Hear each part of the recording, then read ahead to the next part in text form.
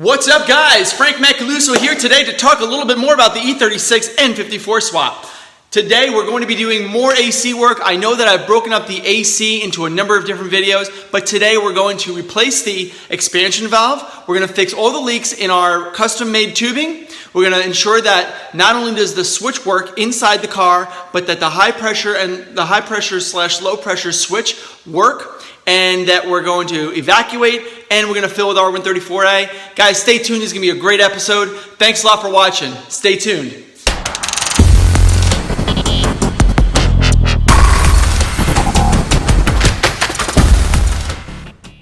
Let's first start with how your AC system works, specifically for the E36. We'll start off with this block right here. This guy that you see right here is the low pressure or suction tube. It basically comes from that block, the right side of that block, across, down, under, and it goes to the compressor. The compressor then takes that gas, compresses it, and brings it over right across here on the N54 and goes right into the condenser. The condenser is right here. It's got an expansion tank right on there, which is like a dryer. And it also comes out here as hot liquid, hot compressed liquid. And it goes through the tube here that goes across, and it goes right into this other tube, other hole here. That tube is currently right there being leak tested.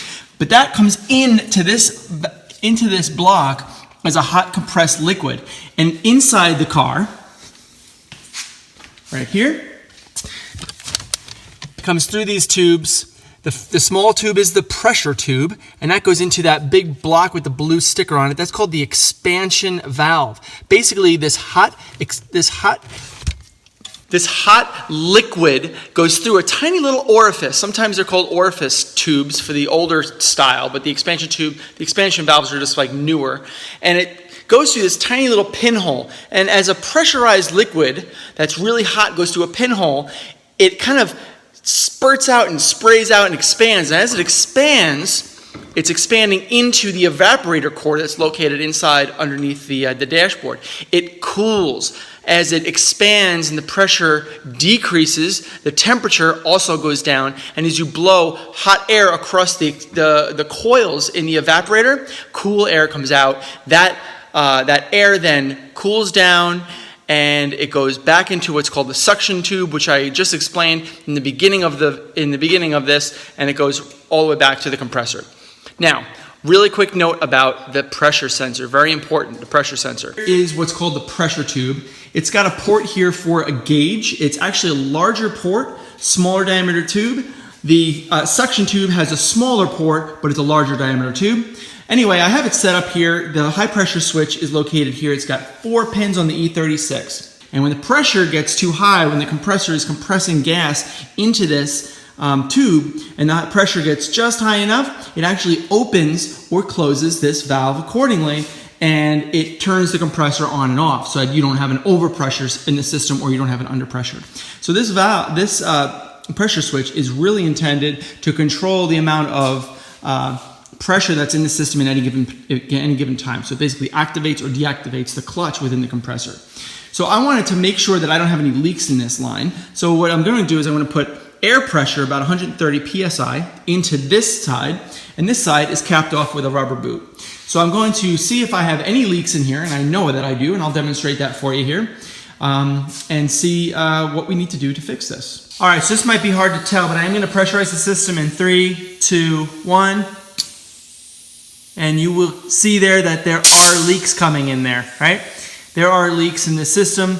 Everything's bubbling out. So I need to re-weld this and make sure that everything is copacetic. You can see it's all moving now. I can't...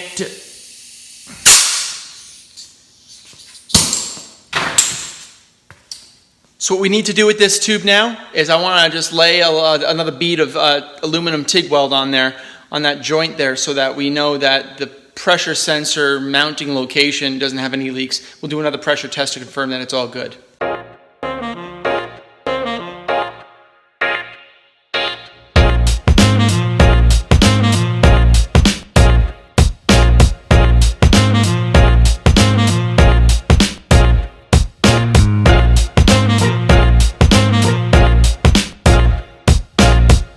All right, let's do a quick pressure test now that I've welded it up. Welds look pretty good.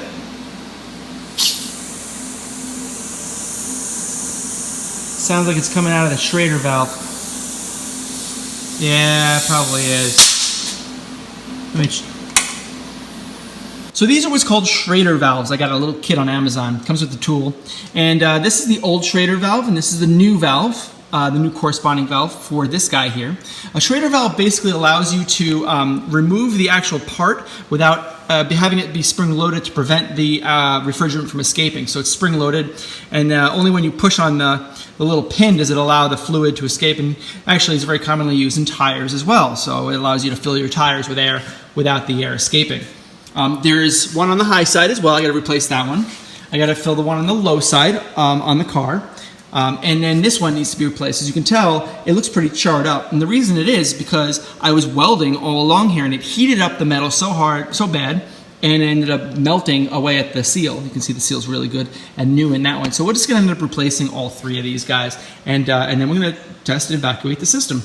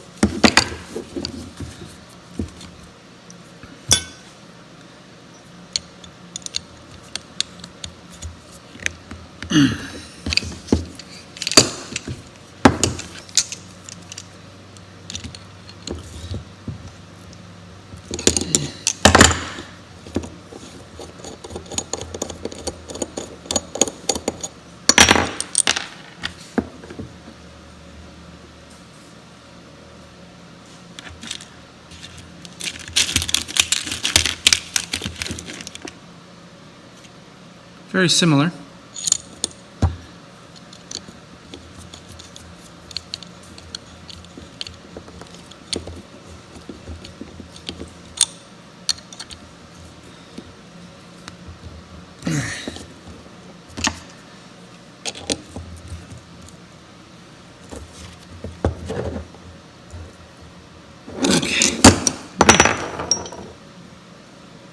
Correction, there is no Schrader valve installed on the low side, the suction side. This is actually a little assembly, and there's a part number for it. I gotta look it up. Hopefully there's a part number for it. And you actually remove it with a 16mm deep socket. That's how you replace that if you need it. For ours doesn't leak, so we're just gonna leave it alone. Let's do a quick pressure test.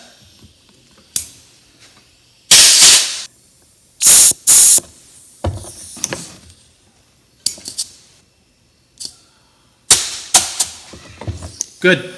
Now that I got the high side, the pressure side, pressure tested, I want to now pressure test the suction line, and that's going from that block over to the compressor. So I'm going to remove that, and that'll allow this to be freed up so I can kind of wiggle it around and get the expansion valve removed inside. So it's going to be like a twofold thing. So let's remove this tube first, and then we will remove the expansion valve and take a look. I have a feeling that it's clogged because it wasn't allowing any refrigerant to go through, and it caused a lot of heat buildup in the high side when I was testing it earlier. So I think that's the problem. Let's see if that's the truth.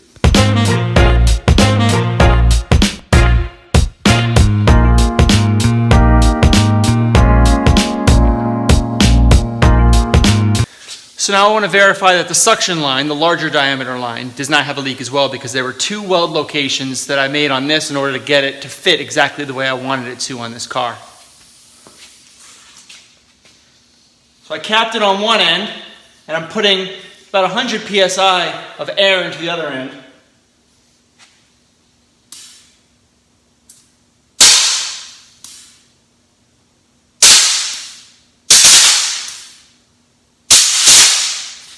Look for some bubbles. These two sites, including this guy and the Schrader valve. See if we have leaks coming out, any bubbles coming out of that. Pretty quiet.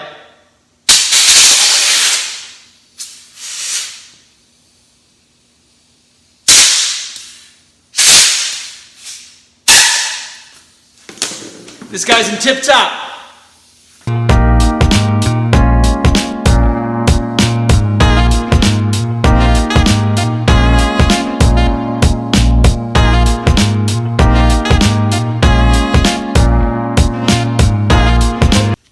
So these are the expansion valves. The one on the top is the new one. The one on the bottom is the old one. It appears that there was no clog. So what I had suspected is actually not the case. But the design is slightly different. This is pretty identical. But this side actually does have a little bit of a different orifice type on the high pressure side, which is the one on the bottom. So I'm going to install the new one, and I'm going to replace the O-rings as we go along. I got this O-ring bag here, so I'm going to replace the O-rings as needed on the evaporator, and hopefully this moves things along. The 4 O-rings, old and new. The old are pretty decrepit. Doesn't mean that it was leaking, but it does mean that they were in need of replacement regardless. So I'm going to put this new valve in, and I'm going to replace the O-rings and seal this guy back up.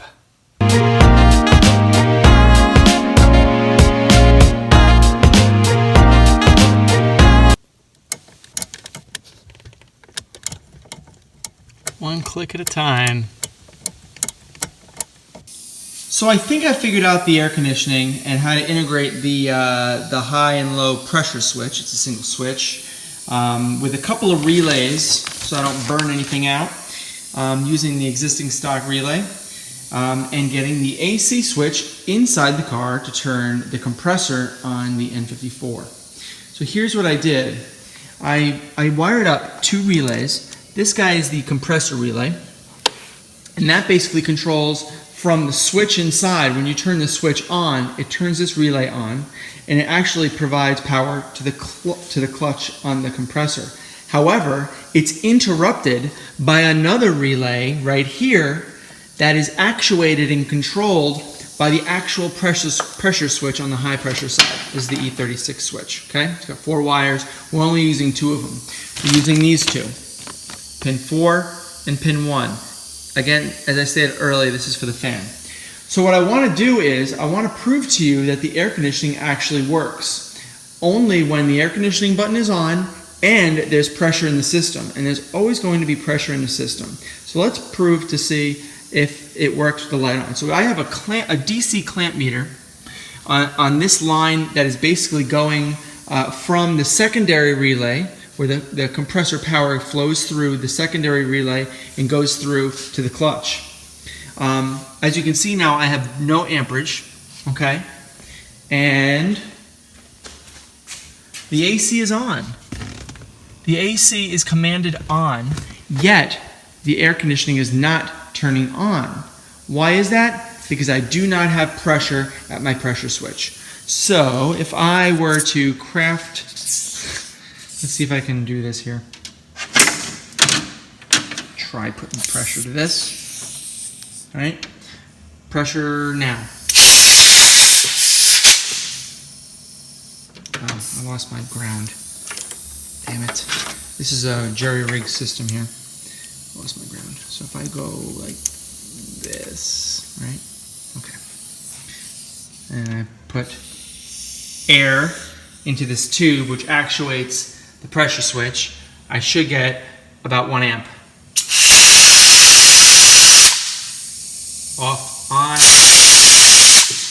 off. So what I'm basically doing is simulating pressure in the high pressure side. That turns this relay on, which allows the power from the clutch when the air conditioning is on to go through and go to the clutch. So in a situation where you're in normal working mode and the compressor is producing more than the allowable pressure, the switch would end up turning itself off because it's in an overpressure mode. And then the system would equalize because it's using air conditioning. And then the pressure would go down in the entire system. The switch would click on, turn the compressor on, and it would go and do that over and over as a cycle. So that's how the system works, and that's how I wired it up. So this is actually not so bad. I can't wait to try it out and test it and pressure test it.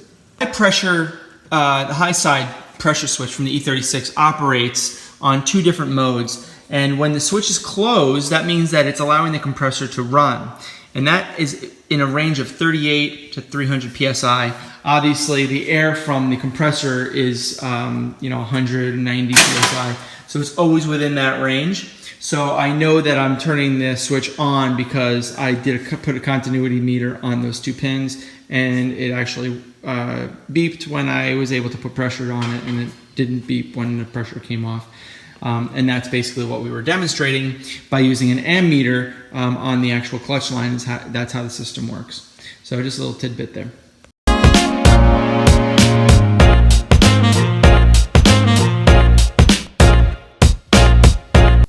Now that I got everything hooked up, now it's time to set up my low side, blue, hooked up to that guy, and the high side, red, hooked up to that guy. And let's do a quick vacuum test to make sure that this thing can hold vacuum. All right, now it's time to evacuate the lines. Why do you want to evacuate the lines? Well, because first of all, you want to see if there's any leaks. And anytime you evacuate and you test for your vacuum and you don't hold that vacuum, that means you have air coming into the system from somewhere else. So it's a good test for vacuum leaks. Second is to get all of the humidity and moisture out of the system so that when you install your R134A through the low side port only, then you know you're getting your R134A into a vacuum system that has no contamination inside of it, and you're getting it completely integrated into the system with no humidity, no moisture, and you know that your system is going to work properly. So what we have here is we have our low side connected, and that valve is open. We have our high side connected, and that valve is also open. We have our high side and our low side. This is the high. This is the low side gauges, and the gauges are from 0 to the positive pressure, right, on either side. But on the other side of that is your negative 30 inches of mercury, and on this side you also have your negative 30 inches of mercury. So what you want to do is when you put the vacuum on, you want to make sure that those 2 dials are all the way as far negative as possible, and it stays there after you turn the vacuum off. So let's turn the vacuum on. Okay? You can see here that your vacuum is starting to accrue. See that? That's your low side. Right? We're about negative 27, 28 inches of mercury, and here you're well over the negative 30 on the dial on the high side. So we're going to let this kind of hang out for a couple minutes, and we're going to let it suck as much as it possibly can. And then all we're going to do is turn off the pump. Turn off the pump and then just let it sit. Now, I've done this a couple times in the past, so I'm not too surprised that there's not much humidity coming out of here. Usually when you do this, you get humidity that comes out. In this case, we're not getting any. I've kind of extracted most of the air out of the system, but we're doing it one last time for the video just to show you that it does hold good vacuum. And we're going to let it sit for 10 minutes, and we're going to see these gauges. Make sure that these gauges do not move from the positions that they're in, and if they don't move after 10 minutes, we have a pretty good feeling that this system is holding vacuum pretty well. So let's come back in 10 minutes. So while we're waiting for that, let's talk about filling. This is an R134 can, and this has already been pierced. This is one style of fill hose. This is another style of fill hose. Both styles have the same hookup size to the low side or suction port on the air conditioning system. Important that you only fill on the low side, never fill on the high side, and this is a good safeguard. The size of this will never fit on the high side, so you can never fill it, even if you wanted to. The way that this works is you basically screw this guy onto the top of the R134 can. Here's a new can that hasn't been pierced yet. This thing kind of gets prickered by this little pin inside of here. When you squeeze this in, and you turn this clockwise, you're basically piercing that pin. It allows coolant to flow out and go through this gauge and into the system when you have this hooked up. If you don't have this hooked up, it's just going to end up stopping here by the design of this connector. In this one, it's the same deal, except the gauge is right there. So it's kind of the same system, so it doesn't really matter which type of hose you go with, it does the same thing. So this is how we're going to fill our low side. And when you fill your low side, you always need to have the car on and the compressor running at the time of the fill. All right, so after about 10 minutes of holding, looks like it's still holding pretty good there. It's about 26 pounds, 29 or 30 pounds. So yeah, I think that this system is ready to start putting the R134A in. And what we do is we gotta disconnect these, gotta turn the engine on, gotta make sure that the wiring is up to speed with the pressure switch working and the compressor working when commanded. And that way the system can kind of balance itself out normally, and hopefully we get cold air. Everything else was replaced in this system, and we know we don't have leaks, so what else is there to do? Let's see, and wish me luck. All right, so per the pressure charts, before you fill with the R134A on the suction side, you want to check your pressure based on the ambient temperature. And there is a special chart, and I'll show you right now. So in the ambient temperature that we're in right now, about 75 degrees Fahrenheit, you're looking at about, on the low side, about 35 to 45 psi, and on the high side, about 150 to 170 psi. And that corresponds very well to this gauge. Now this gauge, you basically turn it into the range. It's basically like a 10-degree range, as you can see on the V at the top there. In this case, we're looking at 75 degrees Fahrenheit, which means that you should be in the 35 to 45 psi range. Since we're only filling this on the low pressure side, that's the pressure that this gauge is going to be reading. So let's take a look and give it a shot. Okay, so I have the car on and the AC is on. Currently the temperature reading is about 45 to 50 degrees, which is, you know, normal vent temperature for now. It's not on, right? So let's turn that on. Turn the fan speed on.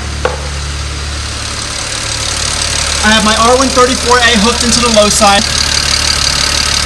I have no pressure because I have not pierced this can yet. It's a brand new can, haven't pierced it.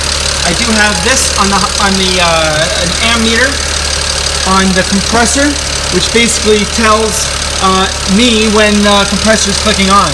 So let's pierce this.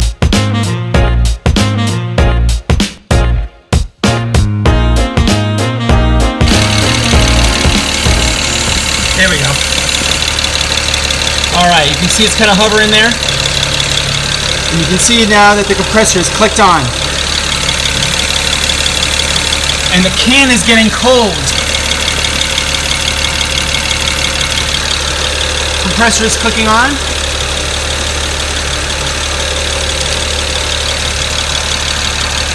Can's really, really cold now. So what you want to do is you want to kind of shake it a little bit, turn it sideways. Shake it a little bit, turn it sideways. Every minute or two, right? I already see that the temperature on the gauge is dropping down to 40 degrees. Let's see how low we can go.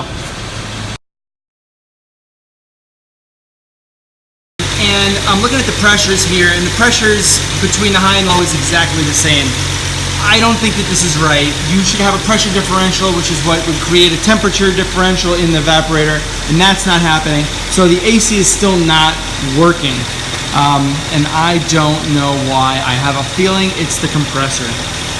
So I gotta figure that out. All right, guys, that just about does it for us on the AC. It did work for a little bit, but then it started getting hot again and it just didn't work at all. So I think that there's something going on with the compressor because the pressure on the high side and the low side is exactly the same whether the compressor is on or off. I know that the compressor is on because the engine idles down when it's on, and I can also tell that it's pulling 1 amp of current for the clutch. So there's something going on with the compressor because it's not actually compressing the fluid and allowing it to get into the evaporator as a high pressure liquid. So there's something going on there, and I got to figure that out.